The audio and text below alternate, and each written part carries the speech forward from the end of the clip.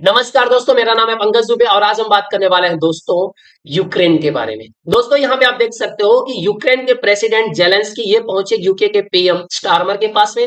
इनकी मुलाकात हुई नेटो लीडर से भी, जहां पे इन्होंने सबको क्या दिखाया, विक्ट्री प्लान दिखाया और बोला देखिए इस विक्ट्री प्लान को हम रसिया के अगेंस्ट में यूज करने वाले हैं। तो सवाल ये उठता है कि अचानक से ये भाई साहब इतना ज्यादा एक्टिव कैसे हो गए। बहुत सारी कंट्रीज में ये ट्रेवल कर रहे हैं, जा जा करके सबको विक्ट्री प्लान दिखा रहे हैं। आखिर माजरा क्या है? तो चलिए जरा डिटेल में इसके बारे में दोस्तों समझते हैं। अब यहाँ पे आप देख सकते हो दोस्तों, ये है जेलेंस्की, बाबा जानते ही हो, इनकी मुलाकात हुई दोस्तों। ये है नेटो के सेक्रेटरी जनरल मार्क रूट और इनको तो आप जानते ही हो दोस्तों, यूके के प्राइम मिनिस्टर स्टारमर। तो यहाँ पे जेलेंस्की की इन दोनों जन से क्या हुई, मुलाकात हुई, विक्ट्री प्लान इनको दिखाया गया। तो जेलेंस्की पहुंचे लंदन दोस्तों थर्सडे को, 10 अक्टूबर 2024 को, जहां पे ये ब्रिटेन के सभी लीडर से मिले, नाटो के मेंबर से मिले, लीडर से मिले और अपना विक्ट्री प्लान दिखाया। अब उसके बाद ये जाने वाले हैं दोस्तों फ्रांस। अब फ्रांस में जाकर के दोस्तों ये इमैनुअल मैक्रोन से मिलने वाले हैं। ये है दोस्तों मैक्रोन। अब मैक्रोन से भी अगर मैं मैक्रोन की बात करूं तो मैक्रोन से हम भारत के रिश्ते काफी अच्छे हैं। अभी रिसेंट में आप जानते हो दोस्तों कि रतन टाटा जी का निधन हो गया, तो उस पे भी मैक्रोन ने अपना बोलते हैं ना दुख जाहिर किया। यहाँ पे इन्होंने बोला कि death of industrial Ratan Tata के बारे में इन्होंने लिखा कि देखिए, एक उन्होंने रिमार्क किया कि हम फ्रांस ने खो दिया है, has lost dear friend from India. Simple language में ये बोलना चाहते हैं कि फ्रांस ने एक अपना प्यारा दोस्त, जो दोस्त भारत में रहता था, उसे खो दिया है। तो फ्रांस से तो ऑलरेडी आप जानते हो कि भारत के रिश्ते काफी अच्छे रहे हैं। अब यहाँ पे दोस्तों मीटिंग हो रही है, किससे भाई साहब, यूके के डिफेंस मिनिस्टर जॉन एलिस से, आर्म फोर्स चीफ से।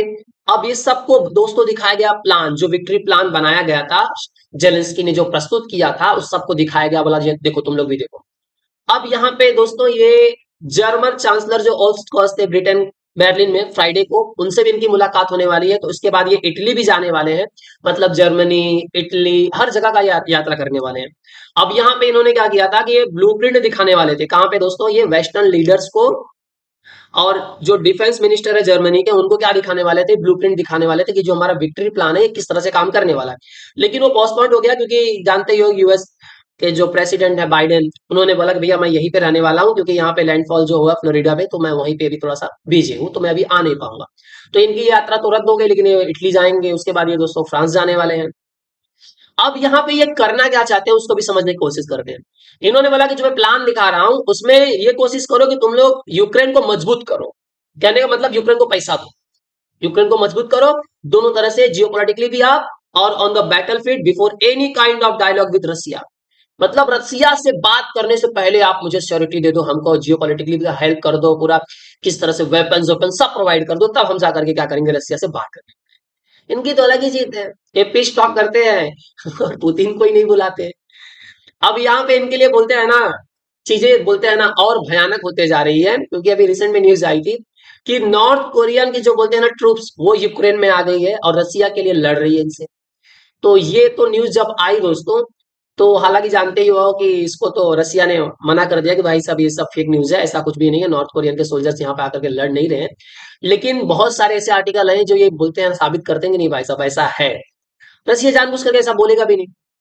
अब यहाँ पे ये क्या बोल रहे हैं कि देखिए, weakness of any of our allies will inspire Putin. बोलते हैं अगर आप लोग जो वीकनेस दिखाओगे ना, कहने का मतलब अगर आप हमारी मदद नहीं करोगे, थोड़ा पीछे हो जाओगे, तो पुतिन को लगेगा ये लोग डर गए और पुतिन हमला कर देगा। अब यहाँ पे इन्होंने बोला कि आप हमको क्या स्ट्रेंथन करो, in terms of security guarantee, in terms of weapons, in terms of future after this war, मतलब सब कुछ हमको मजबूत कर दो, क्योंकि ये सब युद्ध उद्ध तो चल रहा है।